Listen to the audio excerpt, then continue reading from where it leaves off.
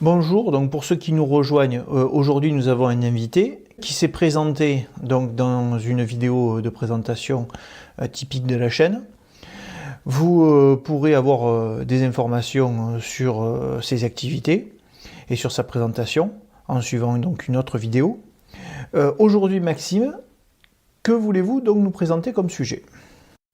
Je voudrais d'abord faire le point sur la situation économique et financière du monde, et de la France en particulier, de l'Europe. Et donc, la problématique dans laquelle nous sommes, et depuis déjà un bon moment, c'est comment vaincre l'inflation sans récession ni crise financière. Alors en fait, c'est pas un dilemme, c'est un trilemme. Vous voyez, il y a trois parties. Il y a l'inflation, la récession, la crise financière. Et donc je vous propose qu'on travaille sur ce sujet en commençant par l'inflation.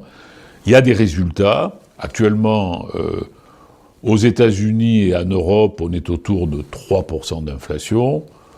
En zone euro, on est à 2,9%. On vient de 11%. Dans la zone euro, on vient de 11%. Donc on est passé de 11 à 3, à 2,9. C'est un bon résultat. Donc juste pour rappel, la BCE n'impose pas un taux d'inflation particulier, ça dépend aussi du contexte, mais c'est vrai qu'il vise à être le plus bas possible. Bon, j'ai depuis plusieurs mois exprimé l'idée que ça serait plus facile d'aller de 11 à 4. 4, c'est l'objectif des banques centrales pour cette année, que d'aller ensuite de 4 à 2. 2, c'est l'objectif final. Pourquoi ? Parce que il va y avoir une résistance de l'inflation sous-jacente, comme on dit, du cœur d'inflation, core inflation, en raison en particulier des pénuries de main-d'œuvre et du risque d'avoir une inflation auto-entretenue par les augmentations de salaires. À l'heure où nous parlons, des deux côtés de l'Atlantique, les salaires progressent à plus de 4%. Et c'est normal, regardez en France, vous avez 400 000 emplois qui sont non pourvus.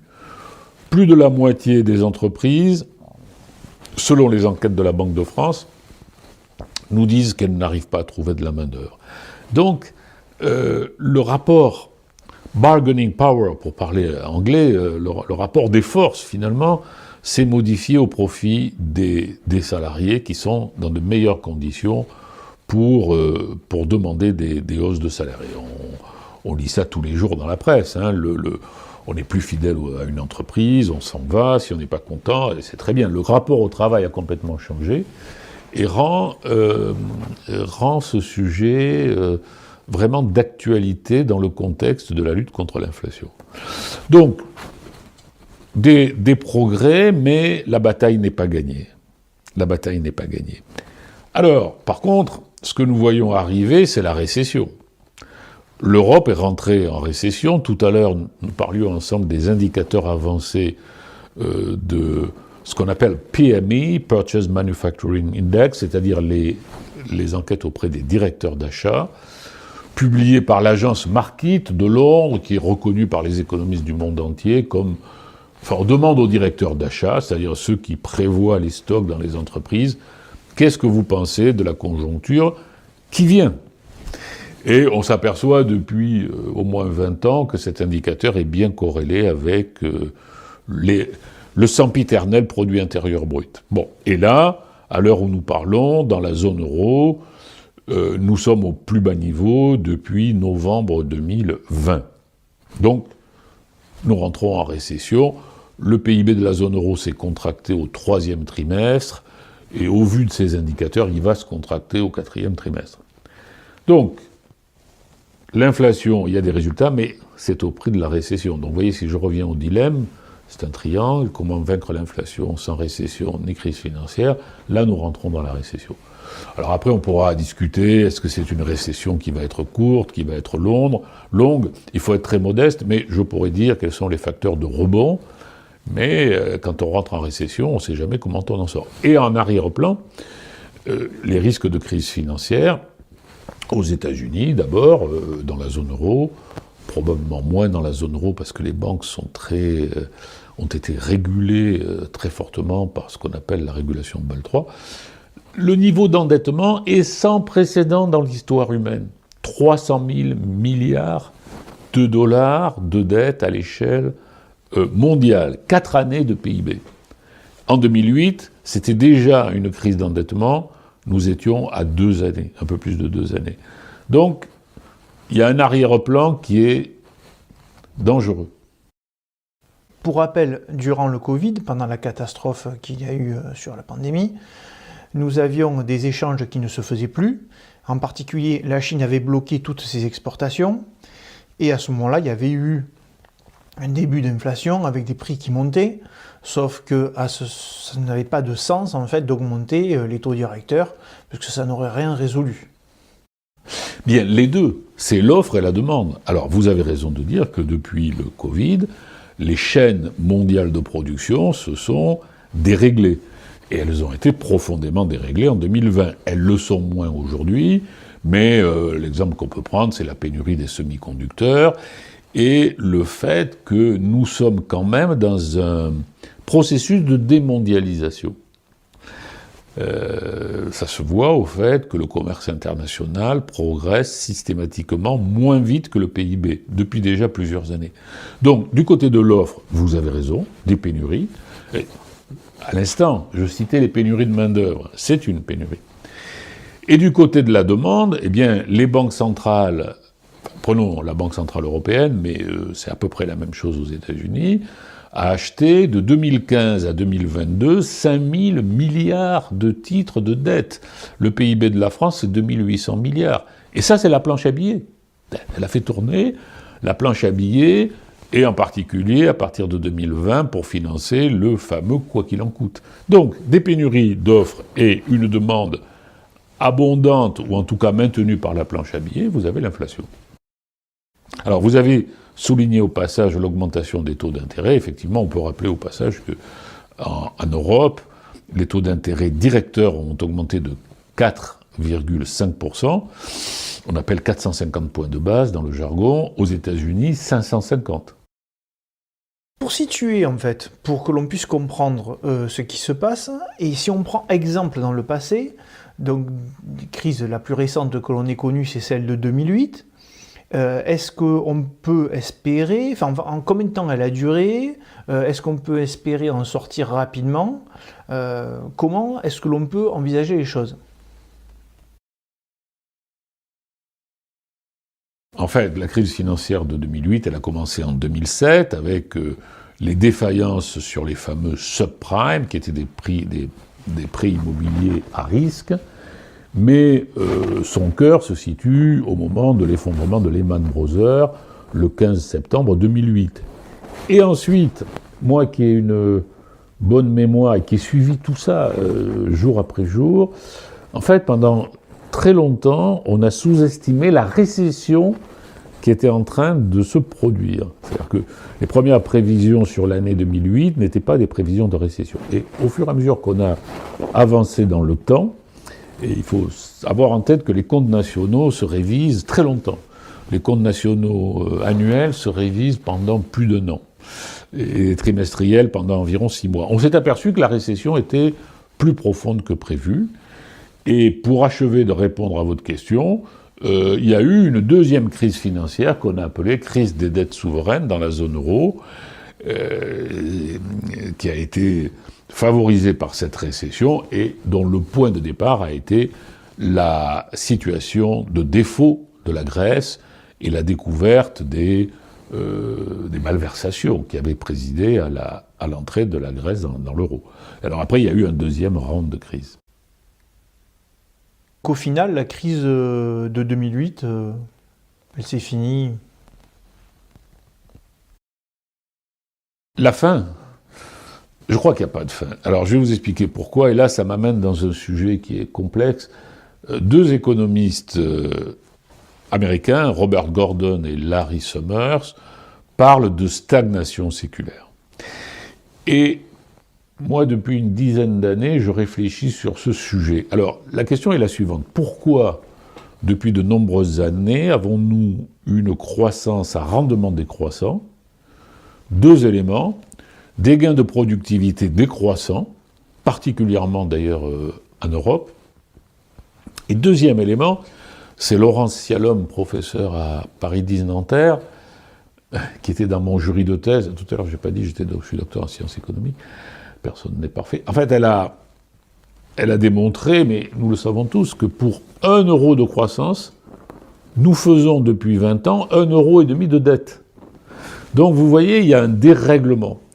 Et c'est pour ça que je dis, nous n'en sommes pas sortis. Alors après, il y a des rebondissements, il y a le Covid, il y aura peut-être demain, je ne sais pas, la guerre au Proche-Orient, l'invasion de l'Ukraine, mais il y a un fond qui est un fond de dérèglement de l'économie mondiale, du processus de croissance. C'est-à-dire, la croissance se fait de moins en moins facilement. Actuellement, par rapport à la situation qui nous vient droit devant, probablement une récession, on en est où exactement? Oui, alors pour le moment, c'est le début d'une récession. Vous savez que la définition officielle de la récession, ce sont 2 trimestres de PIB en baisse. Donc pour le moment, on n'en a qu'un, le 3e, et au vu des indicateurs auprès des directeurs d'achat, on peut supposer que le 4e va baisser aussi. Et en fait, on ne le saura officiellement qu'au tout début de l'année prochaine. Donc, avant de parler officiellement de récession, il va se passer du temps. Moi, je pense que nous entrons en récession. Je ne suis pas le seul, hein. Marc Toiti, que je suis sur le réseau LinkedIn, le dit régulièrement. Et il y a des risques et il y a des possibilités de rebond. Oula, le tableau est assez noir. Mais il me semble quand même que vous avez envisagé certaines possibilités que l'on ait, quelques portes de sortie, qui ne se fera pas que avec l'Europe. Oui, les possibilités de rebond, j'en vois 2. Hein. J'en vois 2. Alors d'abord, aux États-Unis, il n'y a pas de récession. Hein. Il y a une croissance forte. Les derniers chiffres trimestriels de croissance, c'est 5%. Ce qui d'ailleurs va poser un problème à la BCE, parce que si l'augmentation des taux d'intérêt se poursuit un tout petit peu aux États-Unis, un tout petit peu, c'est-à-dire 1 ou 2 fois, de 25 points de base, que va faire la BCE? Si elle ne fait rien, l'écart avec les États-Unis se creuse, et cet écart aujourd'hui, à 10 ans, l'écart entre les taux américains et les taux européens sont de 200 points de base, à peu près 2%. Si elle ne fait rien, sa monnaie va se déprécier, l'euro va se déprécier, et ça peut relancer l'inflation, parce que l'euro qui se déprécie, c'est des prix plus chers à l'importation. Donc, la récession, pour le moment, c'est un phénomène européen. Avec une nuance quand même, parce que je vous ai dit tout à l'heure que l'économie mondiale marche de moins en moins bien, et depuis de nombreuses années. Si vous regardez les chiffres des directeurs d'achat auprès de Markit, PMI en anglais, Purchase Manufacturing Index, vous voyez que l'industrie mondiale est en récession déjà, sauf en Inde. La Chine est en récession industrielle. Les États-Unis aussi. Bon. Donc en fait, globalement, on n'est pas en récession à l'échelle mondiale parce qu'il y a des services, Dieu merci, mais l'industrie est en récession. Alors, les possibilités de rebond. J'ai un peu digressé autour de votre question. Je crois qu'il y a 2 possibilités de rebond. Il y a d'abord le fait que nous avons un surplus d'épargne très important et qui s'est accumulé pendant la crise du Covid. Et donc, si vous avez un surplus d'épargne, et vous-même d'ailleurs peut-être, ou moi, on peut puiser pour consommer. Si on puise dans nos livrets, si on puise dans nos actions, si tant est qu'on en est, on peut consommer davantage. Et il y a aussi une marge de manœuvre importante du côté des entreprises qui font des taux de profit records. Les dividendes distribués ont atteint 220 milliards d'euros en France au cours de l'année 2023. Voilà, c'est intéressant que l'on en soit venu là, parce que c'est vrai que j'écoute beaucoup d'émissions sur l'économie, et on voit très peu de personnes qui arrivent à trouver des points positifs. Oui, alors ça pose un problème de fond, hein. C'est le problème des inégalités quand même, parce que la pauvreté augmente en France, les dividendes distribués aux actionnaires n'ont jamais atteint des niveaux aussi élevés, mais je le prends comme une possibilité de rebond, parce que si les entreprises distribuent un peu moins de dividendes et qu'elles investissent davantage, ça va faire de l'activité et du rebond économique. D'ailleurs, sur l'inflation, le chef économiste de la BCE, contrairement à Mme Lagarde, qui lors d'une interview ratée à la télévision irlandaise a dit que l'inflation ne venait de nulle part, son chef économiste a bien dit que les marges des entreprises y avaient distribué. Donc vous voyez, si on consomme un peu plus et qu'on investit un peu plus, l'économie peut repartir. Et le pari que je fais, personnellement, c'est ça, c'est que la récession, je peux me tromper complètement, hein, mais la récession qui arrive, nous en reparlerons lors de nos futures émissions, en fonction des résultats que nous capterons d'ici là, sera probablement de courte durée. Dans les points sur lesquels on a peu de moyens d'action, il y a le problème de l'énergie, le coût de l'énergie. Si l'énergie est chère, on sait que ça va handicaper nos entreprises, handicaper les moyens de production, ça peut gripper un peu l'économie. Donc voilà, comment est-ce que on peut s'en sortir à ce moment-là? Alors, le prix de l'énergie, il y a un aléa immédiat qui est la paix au Proche-Orient, et au-delà, je vais vous en parler un peu, parce que au-delà, nous allons vers des pénuries d'énergie. La paix au Proche-Orient, je ne suis pas devin. Nouriel Roubini, qui est un économiste américain que j'estime beaucoup, parce qu'il avait prévu la crise de 2008. Il était quasiment le seul à l'avoir prévu. Donc quand il s'exprime, je suis toujours. Vous savez, moi je suis les gens en fonction de est-ce qu'ils ont fait leurs preuves ou pas. Voilà, c'est ça qui m'intéresse. Et le blabla, alors là, vraiment, j'aime pas le blabla. Nouriel Roubini a probabilisé en disant, voilà, il y a un tiers de risque d'embrasement général du Proche-Orient, avec une guerre avec l'Iran, etc. Là, évidemment, c'est catastrophique, et le prix du pétrole explose. Et il y a 50% de probabilité de paix.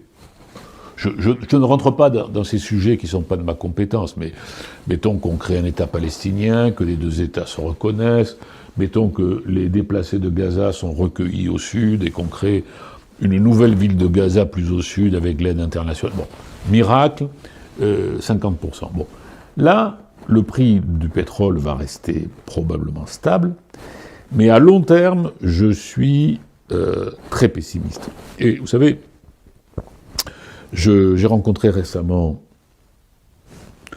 alors on va peut-être pas donner la source publiquement, mais une personnalité importante de l'État qui nous a dit dans une réunion publique à laquelle je participais, nous allons être coincés avec l'énergie. Pourquoi? Parce que les centrales nucléaires promises par le président de la République pendant sa campagne présidentielle ne seront prêtes dans le meilleur des cas qu'en 2037.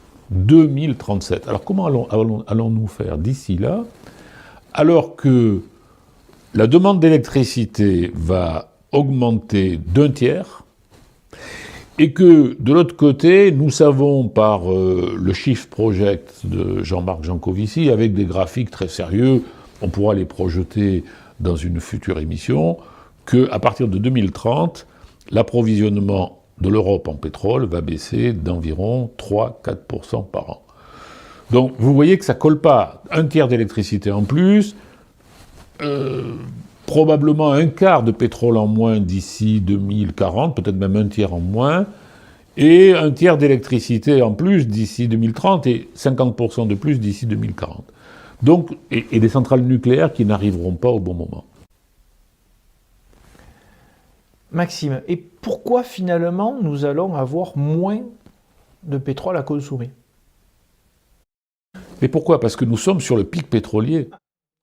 Alors le pic pétrolier, c'est pas moi qui l'ai inventé, ni Jean Covici, c'est Herbert Hubert, qui était un ingénieur du pétrole américain. Donc en effet, j'affiche une courbe pour que l'on puisse situer où on est. En fait, on est sur la partie descendante de la courbe que l'on voit.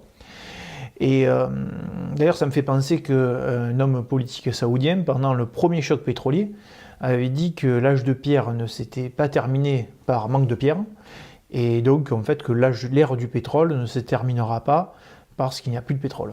Parce qu'en fait, du pétrole, on en a, mais à quel prix? Vous voyez, c'est ça le problème. Donc l'ère du pétrole, ce qu'on appelait light sweet oil, c'est terminé en 2008, en gros. Et d'ailleurs, ça correspond à la crise des subprimes. Donc la crise que l'on a en Europe, en particulier en France, comment est-ce qu'elle est vécue aux États-Unis? Alors, l'écart avec les États-Unis, ne date pas d'hier, mais il s'aggrave sans cesse. C'est-à-dire que si vous prenez le revenu par tête en Europe, alors particulièrement en France et aux États-Unis, lorsqu'on est rentré dans la première crise financière de 2008, on était à peu près à égalité.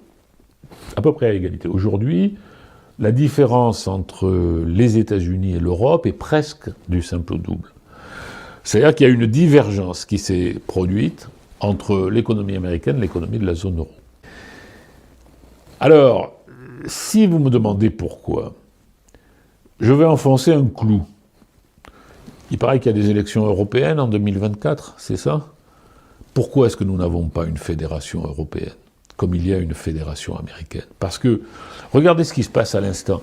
Le plan Inflation Reduction Act, qui porte mal son nom, qui en fait est un plan de reconversion complet de l'économie américaine, de transition énergétique et de protectionnisme américain, soutenu par des subventions d'État. Ce plan, Joe Biden, a été instauré par un déficit, enfin au prix d'un déficit budgétaire, qui est le double de celui de la zone euro. Actuellement, dans la zone euro, nous sommes à 3% du PIB, déficit budgétaire, eux sont à 6%. Et pourquoi peuvent-ils se le permettre? Parce qu'ils ont le dollar, parce qu'ils ont des titres de dette uniques, et qu'ils ont un marché profond et liquide. Alors que nous, dans la zone euro, nous avons 20 titres de dette différents, y compris pour les entreprises d'ailleurs et pour l'épargne. Nous n'avons pas de dette fédérale, et nous sommes empêtrés dans ces critères de Maastricht dont nous savons qu'ils ne sont plus adaptés. Attention, moi je suis pour la rigueur budgétaire absolue, hein, pour moi c'est zéro déficit. Mais quand on doit investir, il faut investir, et donc nous devons investir dans la transition énergétique, mais ça s'accommode mal avec les critères de Maastricht, qui eux devraient, selon moi, se rapporter aux dépenses courantes, aux dépenses, je dirais, ordinaires. Et donc nous aurions besoin d'une dette fédérale pour financer de grands investissements, comme le font les Américains.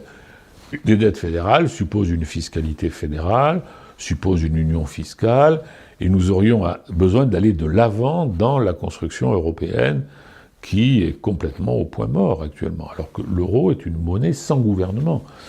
C'est la première fois dans l'histoire qu'on a une monnaie sans gouvernement, et ça ne peut pas durer éternellement. Parce que vous avez des divergences, alors on pourra peut-être en faire une émission ultérieurement, vous avez des divergences importantes dans la zone euro, y compris de niveau de vie, c'est-à-dire que les niveaux de vie avec l'euro n'ont pas convergé, ils ont divergé. Donc l'Europe, finalement, a été pas mal secouée pendant ces dernières années, hein, on peut le voir. Pendant la crise du Covid, tout le monde a fait une politique différente. Il y a le problème en Ukraine. Demain, et aujourd'hui, il y a aussi le problème de l'énergie. Donc finalement, est-ce que l'euro va pouvoir s'en sortir ? Alors, moi, vous savez, j'ai été un militant de l'euro, et en tant que professionnel, directeur de la Banque de France, j'ai introduit les premiers billets en euros, donc je suis très attaché à l'euro, mais l'euro ne peut pas durer sans un avancement de la construction européenne dans un sens fédéral. Le problème, c'est que les Français ne comprennent pas le sens du mot fédéral. Pour eux, c'est un super-État. C'est exactement le contraire. Le fédéralisme est basé sur le principe de subsidiarité, c'est-à-dire je ne mets au sommet que ce qu'on ne peut pas faire mieux à la base. Et donc, pour moi, une fédération européenne, c'est une union fiscale sociale, des grands champions européens, une dette fédérale pour financer des grands investissements structurants, et une règle commune pour les budgets nationaux que la France n'a jamais respectée. La France est à l'origine de l'euro, hein, mais elle n'a jamais respecté les règles de stabilité. Voilà ce que c'est, et probablement une armée fédérale aussi. Bon.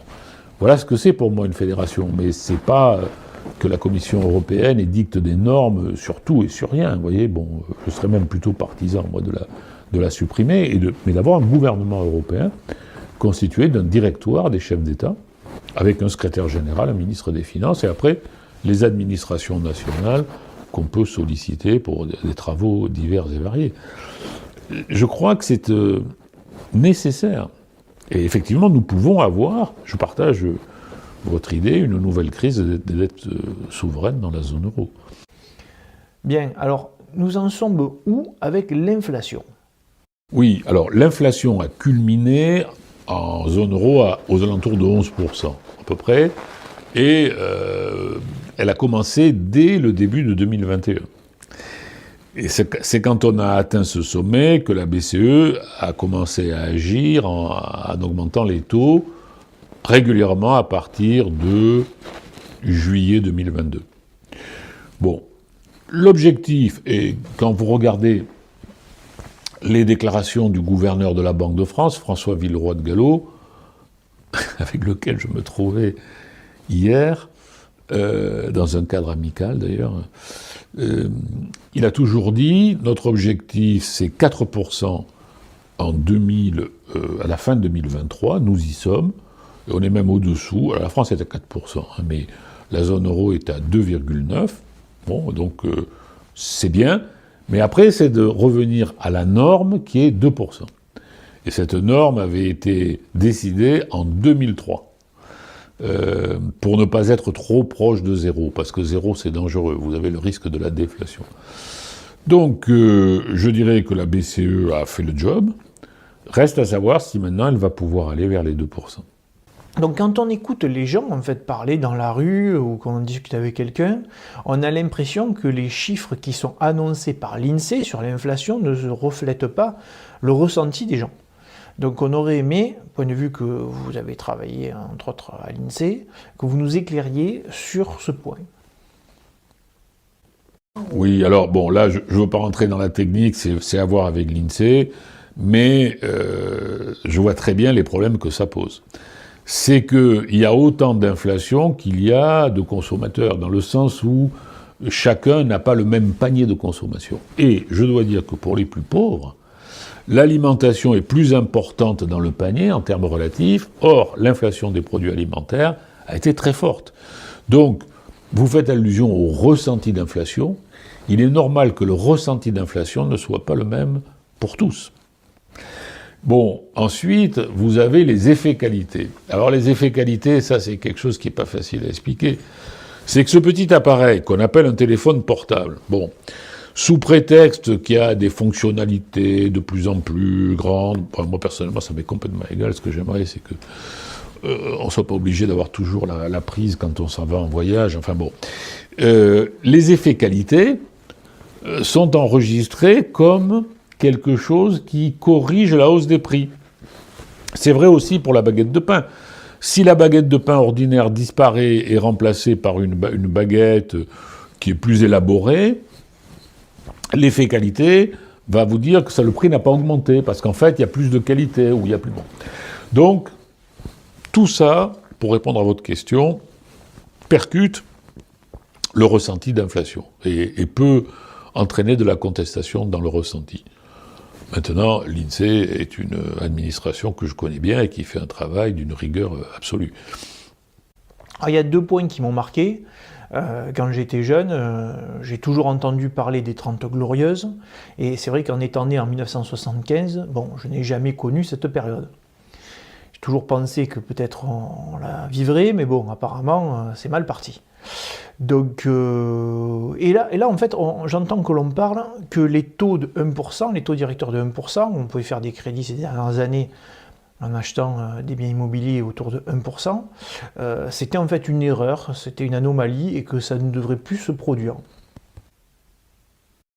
Alors, je connais quelqu'un que j'estime beaucoup, qui a été mon patron à la Banque de France, Jacques Delarosière. Il a écrit un petit livre pour dénoncer l'illusion de la finance et dénoncer les taux d'intérêt anormalement bas. Bon. J'ai relu ce petit livre ce matin avant de venir. Bon, tout ce qu'il dit est très pertinent. Pour autant, est-ce que les banques centrales pouvaient faire différemment ? Je ne peux pas l'affirmer, parce qu'il y avait un risque de déflation à l'époque. Mais enfin, c'est un autre débat. Moi, ma conviction profonde, et pas seulement comme économiste, c'est que nos sociétés sont rentrées dans des dérèglements croissants, qui sont liés à la crise de l'énergie et du climat, et aussi à la crise de la démocratie. Bon, donc je ne vais pas vous dire, on reviendra à un âge d'or, je ne le crois pas, du tout. Voilà. Je crois qu'au contraire, nous devons travailler la résilience pour nous adapter à des difficultés croissantes. Alors finalement, est-ce que l'on doit avoir peur d'un effondrement économique? Les niveaux d'endettement, pas seulement des États, l'endettement des États, des entreprises et des ménages, tout compris, est sans précédent dans l'histoire humaine en temps de paix. Bon, et donc c'est un risque. Et vous voyez que par exemple pour les défaillances des petites entreprises, petites et moyennes entreprises, on est aujourd'hui à des niveaux supérieurs à 2019, avant la crise du Covid, où on a lancé les prêts garantis par l'État. Donc les indicateurs, il y a des indicateurs qui sont déjà au rouge. À partir du moment où vous avez des niveaux d'endettement très élevés, si vous avez des défaillances qui passent un certain niveau, vous avez des chaînes de défaillances. Bon, en Europe, on est relativement protégé parce que les banques sont très capitalisées, c'est-à-dire que le régulateur, c'est-à-dire en gros la Banque de France ou la BCE, ont exigé des niveaux de fonds propres beaucoup plus élevés que dans le passé et des ratios de liquidité obligatoires beaucoup plus élevés. Donc on est relativement protégé pour le moment, mais jusqu'à un certain point. Alors ma prochaine chronique pour le CEPS, que les auditeurs pourront trouver sur le site du CEPS ou tout simplement en faisant chronique du CEPS Maxime Maury, sera le mois prochain, donc en décembre, comment protéger votre épargne. Sous-entendu face à une crise financière. Donc merci Maxime, merci d'être venu et voilà, merci à vous de nous avoir suivis.